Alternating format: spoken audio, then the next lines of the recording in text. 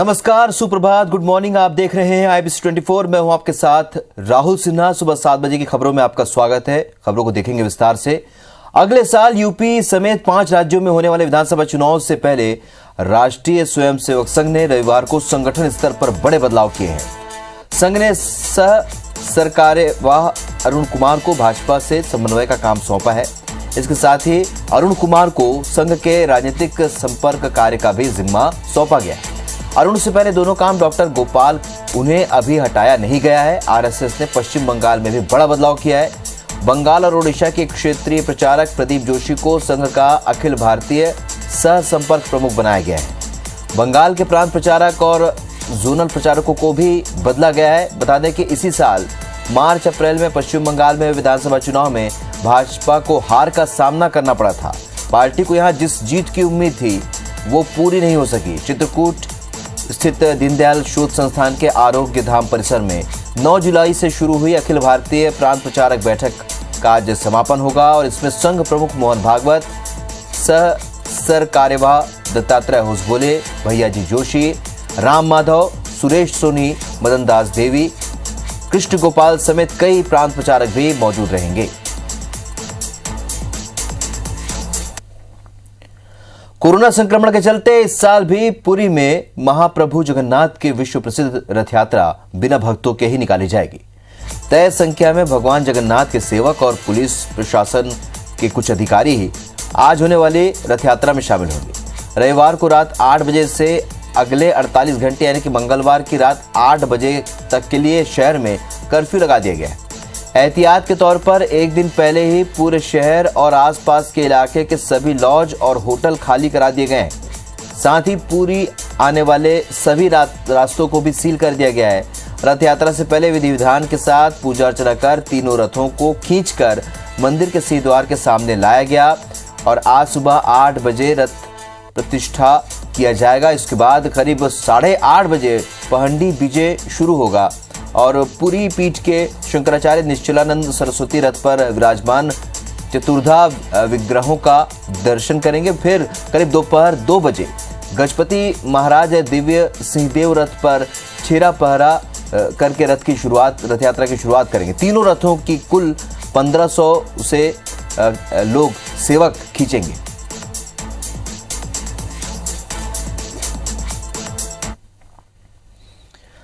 मुख्यमंत्री शिवराज सिंह चौहान ने रविवार को दिल्ली में केंद्रीय मंत्री नरेंद्र सिंह तोमर और वीरेंद्र खटीक से मुलाकात की और प्रदेश के विकास के लिए करोड़ों की मांग भी रखी। शिवराज ने वीरेंद्र खटीक को मोदी कैबिनेट में मंत्री बनने पर बधाई दी।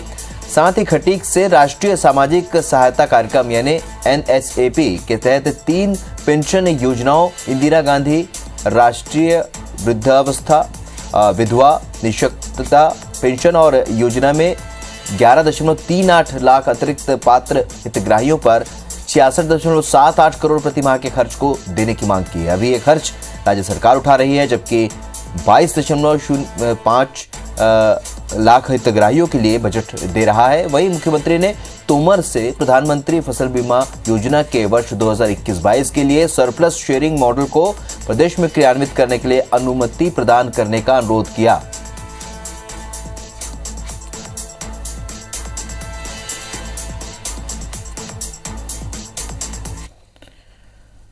तो मध्य प्रदेश और छत्तीसगढ़ में आज क्या कुछ घटनाक्रम रहेंगे, इस बारे में और ज्यादा चर्चा के लिए हमारे दो सहयोगी हमारे साथ जुड़ रहे हैं इस वक्त। स्टार जैन रायपुर से और शिखिल व्यवहार भोपाल से हमारे साथ इस वक्त जुड़ रहे हैं। शिखिल, सबसे पहले आपसे जानना चाहेंगे क्योंकि आरएसएस की बड़ी बैठक यहां पर हुई, एक बड़ा फैसला, बड़ा ऐलान भी हुआ है, और क्या कुछ घटनाक्रम होंगे आज मध्य प्रदेश में?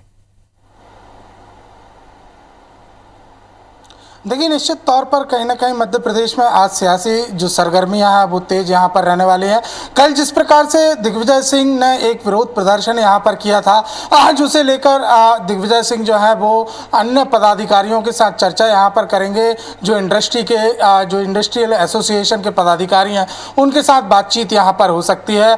और कहीं ना कहीं जिस प्रकार से जो लाठीचार्ज किया गया और उनके ऊपर जो मामला दर्ज यहाँ पर किया गया है कोरोना काल के प्रोटोकॉल को लेकर और अन्य कई धाराओं लॉकडाउन है, उसे लेकर कांग्रेस जो है वो आज अपना विरोध दर्ज करा सकती है, ज्ञापन हो सकता है। सीएम शिवराज सिंह चौहान आज दिल्ली के दौरे पर हैं। कल रात उन्होंने 2 केंद्रीय मंत्रियों से मुलाकात यहां पर की है। नरेंद्र सिंह तोमर और वीरेंद्र खटीक से उन्होंने मुलाकात की है और साथ ही साथ कई अहम मुद्दों पर चर्चा यहां पर की गई है। वहीं अगर राजधानी समेत पूरे प्रदेश की बात यहां पर की जाए तो राहुल, आज एक अनिश्चितकालीन हड़ताल जो है वो प्राइवेट स्कूलों की आज से शुरू हो गई है। मध्य प्रदेश में जिस प्रकार से जो प्राइवेट स्कूल ऑनलाइन एजुकेशन यहां पर दे रहे थे, वो आज से एजुकेशन यहां पर नहीं देंगे। कारण है कि इनने पहले ही अपनी हड़ताल का ऐलान यहां पर किया था। मुख्यमंत्री शिवराज सिंह चौहान ने जिस प्रकार से कोरोना काल को देखते हुए आदेश जारी किए थे, उसके विरोध में आज जो है ऑनलाइन एजुकेशन ठप यहां पर रहेगा। लगभग बताया जा रहा है कि 20,000 मध्य प्रदेश में प्राइवेट स्कूल हैं, जिनमें अलग अलग संगठनों की बात यहां पर की जाए तो करीब 16,000 स्कूल जो है वो प्रभावित यहां पर होंगे। इसी को देखते हुए आज जो स्कूल शिक्षा प्रमुख सचिव हैं, उनकी बैठक भी यहां पर होनी है और साथ ही साथ प्राइवेट स्कूल एसोसिएशंस के जो पदाधिकारी हैं, उनसे इनकी मुलाकात यहां पर की जाएगी। प्रशासनिक हलचलों का दिन भी सोमवार में आज तेज यहां पर रहेगा। कई विभागों की महत्वपूर्ण बैठक है। बात अगर नगरीय प्रशासन विभाग की यहां पर की जाए तो जिस प्रकार से GIS बेस्ड जो यहां पूरा काम TNCP के 7 जिलों को लेकर कर दिया है, उसे लेकर एक वर्चुअल बैठक यहां पर होनी है। एक बड़ा निर्णय प्रदेश के लिए साबित हो सकता है कि जो तमाम लोग बिल्डर्स जो हैं, जो TNCP कार्यालयों के नक्शे के लिए जो चक्कर यहां पर लगाते हैं, उनको सौगात जो है अब घर बैठे ही उपलब्ध कराने की तैयारी सरकार की यहां पर है। उसके अलावा कोरोना को लेकर लगातार समीक्षाएं जो है प्रतिदिन के हिसाब से आज भी यहां पर जारी यहां पर रहेंगी और इसके अलावा उद्यान की विभाग की भी एक प्रमुख बैठक यहां पर है। जिस तरीके से जो बारिश का एक क्वारंटाइन थी, बारिश यूं कहा जा सकता है कि मानसून क्वारंटाइन हो गया था, अब फिर एक बार बारिश का दौर यहां पर शुरू हो रहा है। तो प्रदेश में जो पौधे यहां पर लगाने का जो अभियान यहां पर लक्ष्य रखा गया, उसे लेकर बैठक यहां पर की जानी है। तो तमाम महत्वपूर्ण बैठकों का दिन आज यहां पर रहने वाला है। चलिए जी, छत्तीसगढ़ का रुख करेंगे, छत्तीसगढ़ की भी जानकारी ले लेते हैं। स्टार, क्या कुछ खास होगा, क्योंकि रथ यात्रा का आयोजन है और हमारे पड़ोसी राज्य उड़ीसा के जैसे छत्तीसगढ़ में भी रथ यात्रा की धूम देखने को मिलती है, लेकिन इस बार कोरोना काल में किस तरीके से पूरा आयोजन होगा और क्या कुछ राजनीतिक घटनाक्रम रहेंगे छत्तीसगढ़ में आज?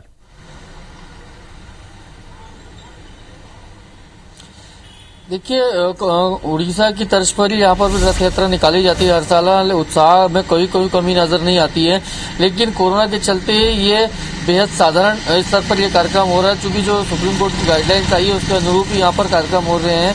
इसके तहत मुख्य रूप से जो रथ यात्रा निकलती थी वो नहीं निकल रही है, लेकिन पूरे पूजा अर्चना विधि विधान के अनुरूप ही होगा। हाँ, जो छेरा पैरी की जो प्रथा होती थी, यानी झाड़ू लगाने की, वो प्रथा भी इस बार नहीं रखी गई है और दिन भर दर्शन के लिए खुले रहेंगे मंदिर। लेकिन जो मुख्य रूप से रथ यात्रा कार्यक्रम है वो सार्वजनिक रूप से नहीं होगा, सिर्फ मंदिर परिसर के अंदर भी होगा।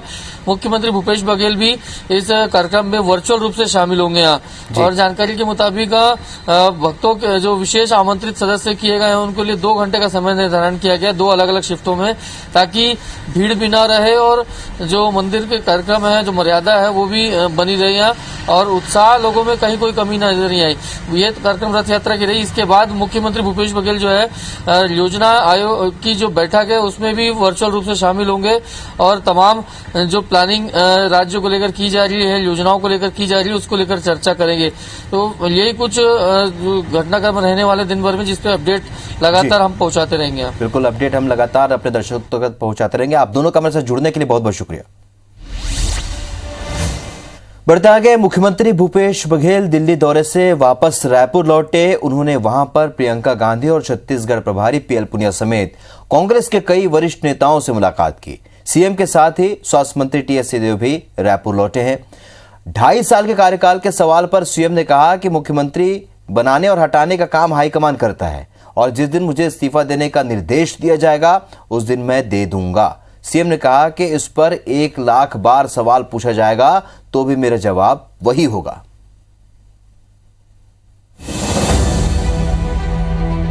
मुख्यमंत्री भूपेश बघेल ने दिल्ली में प्रियंका गांधी से मुलाकात की। इस दौरान राज्य सरकार के कामकाज, उत्तर प्रदेश में होने वाले विधानसभा चुनाव समेत अन्य राजनीतिक परिस्थितियों पर प्रियंका गांधी ने मुख्यमंत्री भूपेश बघेल से चर्चा की। बाद में जब मीडिया ने छत्तीसगढ़ में सीएम पद के 2.5 साल के कार्यकाल पर सवाल किया तो मुख्यमंत्री भूपेश बघेल ने कहा कि ये सवाल तो मीडिया को हाईकमान से पूछना चाहिए। सीएम बनाने और हटाने का काम हाईकमान करती है। मुख्यमंत्री भूपेश बघेल ने कहा कि हाईकमान ने मुझे शपथ लेने के निर्देश दिए थे। जिस दिन हाईकमान मुझे इस्तीफा देने के निर्देश देगा उस दिन इस्तीफा भी दे दूंगा। ये सवाल मेरे स्तर का नहीं है, ये तो आप हाईकमान से पूछिए, क्योंकि हाईकमान ने मुझे जिम्मेदारी दी है। तो बनाने हटाने के काम जो है वो हाईकमान करते हैं। अब वो जिस दिन कहेंगे कि आपको नहीं रहना है, कोई दूसरा बनेगा, तो उस दिन दूसरा बन जाएगा, उसमें क्या है। दिल्ली दौरे से मुख्यमंत्री भूपेश बघेल और स्वास्थ्य मंत्री टीएस सिंहदेव एक साथ विशेष विमान से रायपुर लौटे।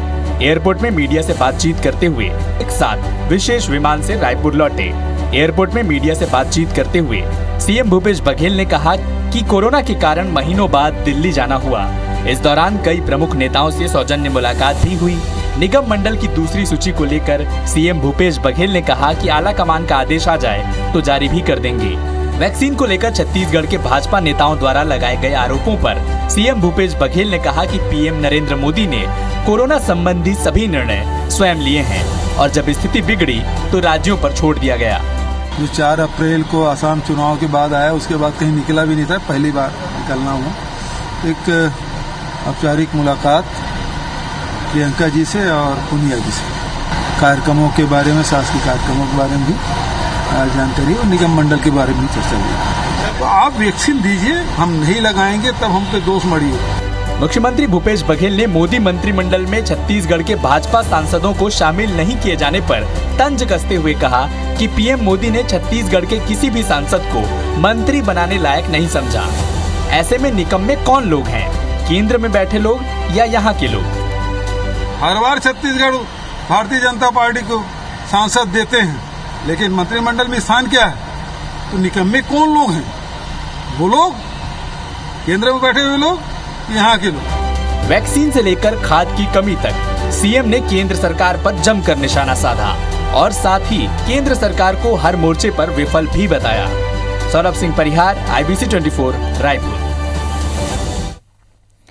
बीजेपी की ओर से महामाया पहाड़ पर रोहिंग्या के बसने के आरोप पर स्वास्थ्य मंत्री टीएस सिंहदेव ने कलेक्टर को पत्र लिखकर मामले की जांच करने के निर्देश दिए हैं। स्वास्थ्य मंत्री ने पत्र में लिखा है कि मीडिया से जानकारी मिली है कि सरगुजा के महामाया पहाड़ पर रोहिंग्या बसे हैं। ऐसे में इस मामले की जानकारी प्रशासन को नहीं होना गंभीर विषय है। केंद्र सरकार की ओर से रोहिंग्या के प्रवेश पर रोक लगाया गया है। ऐसे में अगर ये शिकायत आई है कि रोहिंग्या यहां बसे हैं तो उन लोगों से जानकारी इकट्ठी की जाए कि आखिर बसे लोग रोहिंग्या हैं या कोई और। राजद्रोह का केस दर्ज होने के बाद निलंबित एडीजी जीपी सिंह की मुश्किलें लगातार बढ़ती जा रही हैं। पुलिस और एसीबी अब उनके खिलाफ साक्ष्य छिपाने की भी धारा लगाने की तैयारी कर रहा है। पूछताछ के लिए गई एसीबी की टीम को जीपी सिंह के घर के भीतर घुसने में घंटे भर से भी ज्यादा का वक्त लग गया। वहीं जीपी सिंह ने डायरी के अलावा म्यूचुअल फंड के दस्तावेज फाड़ दिए और मोबाइल डाटा भी डिलीट कर दिया था। लिहाजा पुलिस उनके खिलाफ साक्ष्य छिपाने की धारा भी जोड़ने की तैयारी कर रही है। पुलिस ने जीपी सिंह के घर से सुरक्षा कर्मचारी और गनमैन समेत ड्राइवरों के बयान दर्ज किए हैं, जिनमें से एक कर्मचारी ने छापे से पहले बैंक मैनेजर मणिशंकर के भगत सिंह चौक स्थित एसबीआई कॉलोनी के घर आपत्तिजनक दस्तावेज पहुंचाना स्वीकार किया है। आपत्तिजनक दस्तावेजों की हैंडराइटिंग मिलाने के लिए जीपी सिंह के आईजी रायपुर दफ्तर और पुलिस अकादमी चंदखुरी के दफ्तर से पुराने दस्तावेज भी निकाले जाएंगे। पुलिस उनके सहयोगियों बैंक मैनेजर मणिशंकर और उनके मित्र प्रीतपाल सिंह चंडोक से भी पूछताछ करने वाली है। इधर जीपी सिंह ने अग्रिम जमानत के लिए निचली अदालत में याचिका लगाई है, जिस पर आज सुनवाई हो सकती है। वहीं अपने खिलाफ दर्ज प्रकरण की सीबीआई जांच की मांग को लेकर भी उन्होंने हाईकोर्ट में याचिका लगाई है, उस पर भी आज सुनवाई हो सकती है। भोपाल की अशोका गार्डन पुलिस ने राज्यसभा सांसद और पूर्व सीएम दिग्विजय सिंह, पूर्व मंत्री पीसी शर्मा और कांग्रेस जिला अध्यक्ष कैलाश मिश्रा समेत 8 नामजद और अन्य करीब 200 कांग्रेस नेताओं के खिलाफ एफआईआर दर्ज की है। इन सभी पर कोरोना के दौरान धरना प्रदर्शन, भीड़ एकत्रित होने से महामारी फैलने का अंदेशा और शासकीय आदेशों के उल्लंघन की धाराओं में केस दर्ज किया गया है। पुलिस का कहना है कि वीडियोग्राफी से इनकी पहचान की जाएगी। बता दें कि कांग्रेस गोविंदपुरा इंडस्ट्रियल एरिया में आरएसएस की लघु उद्योग भारती को जमीन देने का विरोध कर रही है और इसी के तहत पूर्व मुख्यमंत्री दिग्विजय सिंह समेत 200 से भी ज्यादा कांग्रेस नेताओं ने आज गोविंदपुरा इंडस्ट्रियल एरिया में विरोध प्रदर्शन किया था, जिसके बाद पुलिस ने प्रोटोकॉल उल्लंघन करने पर मामला दर्ज किया। अशोका गार्डन में 8 लोग नामजद हैं, 200 अन्य हैं, जिसमें कोविड की जो गाइडलाइन है उसका उल्लंघन किया गया। कोरोना महामारी अधिनियम के अंतर्गत केस रजिस्टर्ड हुआ है, आगे कार्रवाई की जाएगी। ऐसे कितने लोग हैं जो नामजद नहीं है? 200 लोग हैं। मुरैना में कथित रूप से जौरा से बीजेपी के विधायक सूबेदार सिंह का वीडियो वायरल हो रहा है, जिसमें वो लोगों को बिजली चोरी के लिए कह रहे हैं। विधायक कथित रूप से कह रहे हैं कि तुम कटिया डालकर बिजली जलाओ, बिजली वालों को मैं देख लूंगा। वीडियो कैलारस स्थित विधायक सूबेदार सिंह रजौधा के कार्यालय का बताया जा रहा है, जहां वो लोगों की समस्याएं सुन रहे थे। लोगों ने उनसे कहा कि वो पानी के लिए तार डालकर और आंकड़ा डालकर मोटर चलाना चाहते हैं, लेकिन बिजली वाले चलाने नहीं देते। तो विधायक सूबेदार सिंह ने कहा कि तुम बिजली वालों की चिंता मत करो, उनको मैं देख लूंगा। अरे मैं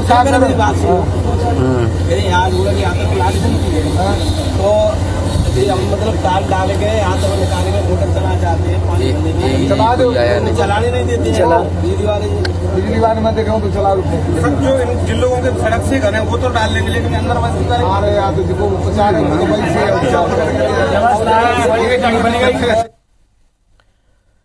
रायपुर की सरकारी शराब भट्टी में ज्यादा रेट पर शराब बेचने का विरोध करने पर भट्टी के कर्मचारियों ने 3 ग्राहकों की जमकर पिटाई कर दी। इससे एक ग्राहक के कंधे और कलाई की हड्डी टूट गई, वहीं 2 लोगों को मामूली चोटें आई हैं। दलदल सिवनी निवासी पीड़ित जोहनलाल वर्मा अपने 2 साथियों के साथ बीते दिनों सड्डू अंग्रेजी शराब भट्टी गया था, जहां 120 की बोतल 140 रुपए में देने पर विरोध करने पर शराब भट्टी के कर्मचारियों ने तीनों की बेदम पिटाई कर दी।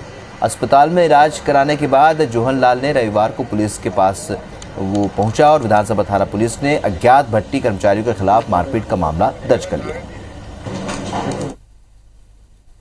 शराब लेने गया था अमरसिनी भट्टी में, तो 120 का दारू 140 में दे रहा था। तो मैं ऑब्जेक्शन किया कि 120 का दारू 140 में क्यों बेच रहे हो करके। तो उन लोग बोले तुम लोग कौन होते पूछने वाले, सही गलत करते हुए बाहर निकल के 8-10 लड़के मिलके बांस बल्ली से मारना चालू कर दिया। उससे मेरा ये हाथ फ्रैक्चर हुआ है। अमरसिनी भट्टी और रेट ज्यादा के नाम से ही 120 का है, उसको 140 में बेच रहे थे। तो बोल दिए कि 140 में क्यों बेच रहे हो करके। फिर उसके बाद डंडा वंडा लेके निकल गए बाहर, उन लोग गाली गलौज करते हुए, तुम लोग कौन हो पूछने वाले करके, और फिर पीटना शुरू कर दिए। शाहपुरा बी सेक्टर स्थित एक मंदिर पर शेड डालने को लेकर विवाद हो गया। स्थानीय लोगों ने नाले की जमीन पर अवैध तरीके से निर्माण की शिकायत की, जिस पर नगर निगम का अमला रविवार की सुबह मंदिर पर बने अवैध निर्माण को तोड़ने के लिए पहुंचा। इस सूचना के बाद बजरंग दल और संस्कृति बचाओ मंच के कुछ लोग जमा हो गए। संस्कृति बचाओ मंच के चंद्रशेखर तिवारी की पहले नगर निगम अमले से नोकझोंक हुई। झूमर झटकी का एक वीडियो भी सामने आया। शिकायतकर्ता ने बाद में भीड़ पर उनके कार का शीशा तोड़ने का भी आरोप लगाया। मंदिर विवाद को लेकर देर रात एएसपी राजेश सिंह भदौरिया के साथ 3 थानों के पुलिस मौके पर पहुंच गए। एएसपी राजेश सिंह भदौरिया के मुताबिक मंदिर विवाद की कहानी को लेकर दोनों पक्ष की बात सुनी जा रही है। जांच के बाद एफआईआर दर्ज की जा सकती है। घटना के बाद झूमर झटकी के दौरान वहां मौजूद 2 पुलिसकर्मियों को लाइन अटैच कर दिया गया है। दोनों का रहवासी जो सब स्थानीय रहवासी हैं, 2 पक्ष में नहीं, यहीं के लोकल के लोग हैं। ये सब के बीच में आए हुए हैं मौके पे। उद्देश्य है कि कहीं मंदिर को लेकर कोई इस तरह की परिस्थिति न बने। दोनों पक्षों की भी समझाइश दी जा रही है। चंद्रशेखर तिवारी उनका नाम है, वो इस कॉलोनी में रहते नहीं हैं, उनका इस मंदिर से कोई लेना देना नहीं। और इन्होंने, हम लोग जा रहे थे तो ये इसको पकड़ते, उनका इस मंदिर से कोई लेना देना नहीं। और इन्होंने, हम लोग जा रहे थे तो ये इसको पकड़ते हुए खींचते हुए लेके जा रहे थे मेरी बिटिया को। इसने एक बार हाथ छुड़ाया, उसने फिर से पकड़ के खींचा। फिर हमारा लड़का है, घर पे काम करता है, वो पीछे भागा, ये चीखी तो वो आया बाहर बिल्कुल से, वो पीछे गया तो उसको भी थप्पड़ मारा, उसको तुमको जान से मार दूंगा धमकी दे रहा है। भिलाई में गोली की आवाज से दहशत का माहौल है। आरोपियों के हौसले इतने बुलंद हैं कि चौक चौराहों में फायरिंग कर पुलिस को खुलेआम चुनौती दे रहे हैं। इसी कड़ी में बीती रात भिलाई के निवई भाटा क्षेत्र में 4 टंकी के पास फायरिंग की खबर सामने आ रही है। आरोपी 3 बार फायरिंग कर फरार हो गया। हालांकि पुलिस ने इसकी पुष्टि नहीं की है। पुलिस का कहना है कि गोली चलने को लेकर हल्ला है, अभी कंफर्म नहीं है। वहीं स्थानीय लोग गोली की आवाज सुनने की बात कह रहे हैं। गोलीकांड के आरोपियों को पकड़ने के लिए पुलिस जगह जगह छापा मार रही है। बताया जा रहा है कि फायरिंग के समय आरोपी नशे में था और उसके दोस्त खुलेआम जाम छलका रहे थे। सेम ग्रुप ही है जिन्होंने पहले घटना करी है और इस पे हमारी सारी टीम्स लगी हुई हैं और उम्मीद है जल्दी इसमें सफलता मिलेगी। और जो है वो उसी लगभग सेम ग्रुप के लोग हैं और इस पर हम लोग काम कर रहे हैं और उम्मीद है जल्दी प्रोग्रेस आएगी। लव जिहाद से जुड़ा एक बड़ा मामला नरसिंहपुर से आया है, जहां एक मुस्लिम आरोपी युवक पर हिंदू लड़की से जबरन धर्म परिवर्तन कराने की शिकायत की है। युवती का आरोप है कि उसे धर्म परिवर्तन करने के लिए न केवल धमकाया जा रहा था बल्कि उसे निकाह करने का भी जबरन दबाव डाला जा रहा था।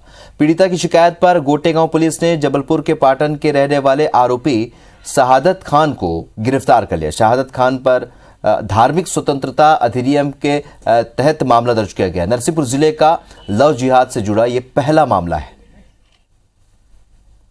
मुझे धमकाया, डराया कि तुम्हारे भाई बहन को गोली मार दूंगा। फिर मुझे कहने पर, डरवाने पर मैं गई।